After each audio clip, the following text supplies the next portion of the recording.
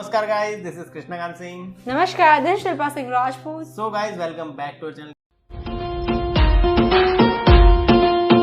तो गाइस कैसे हैं आप लोग? मैं उम्मीद करती हूँ आप लोग बहुत ही बढ़िया होंगे। तो गाइस आज हम लोग वीडियो लेकर आए हैं एक भोजपुरी सॉन्ग जिसके अंदर केसरी लाल यादव है, केसारी लाल यादव। ठीक है, तो इस वीडियो को स्टार्ट करते हैं। इसका टाइटल ही जोरदार है ना? बताने क्या है इसका टाइटल का मतलब? तो स्टार्ट करते हैं वीडियो को। हियर वी गो, 1 2 3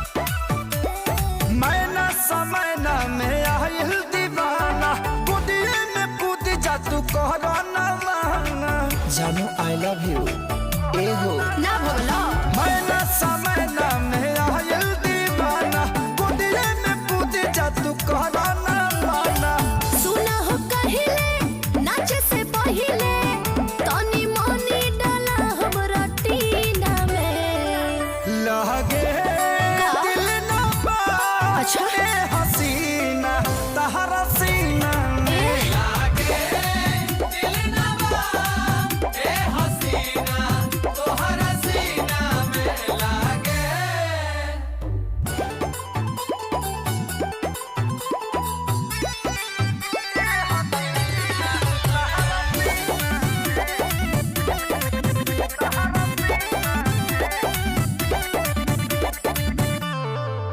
आदा करा है ढेर बड़ बाता लूट ले चाय में डुबावे खातिर तोह से बिस्कुट ले बुझा लो चमकता डार्लिंग ड्रेस लागो तारू चमकीली बारू तुझे तने जवान मुझसे ज्यादा जहरीली भनवा निकाला गूगल में डाला बॉडी कोड के चला तो यह महीना छोड़ दे लगे दिलवा ए हसीना तहरा सीना में लगे दिलवा ए हसीना तोहरा सीना में लगे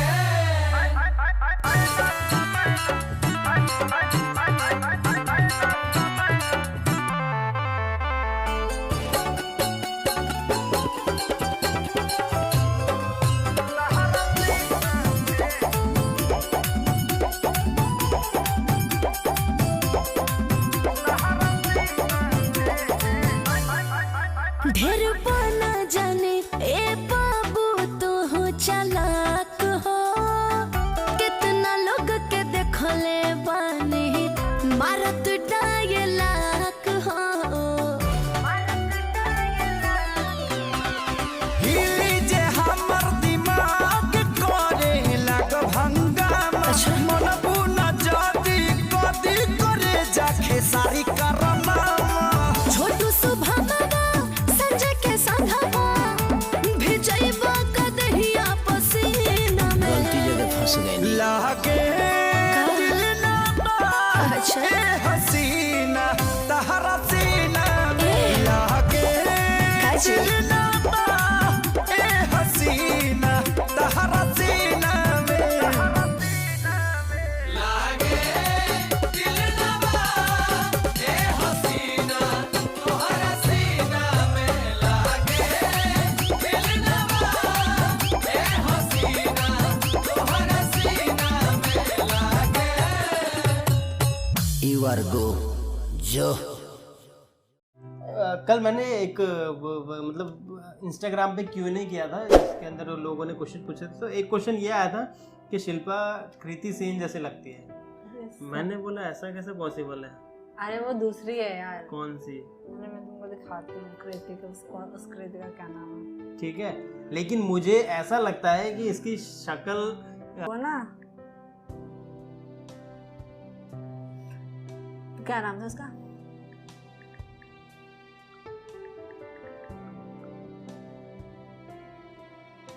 इसके तरह देखते हैं ना।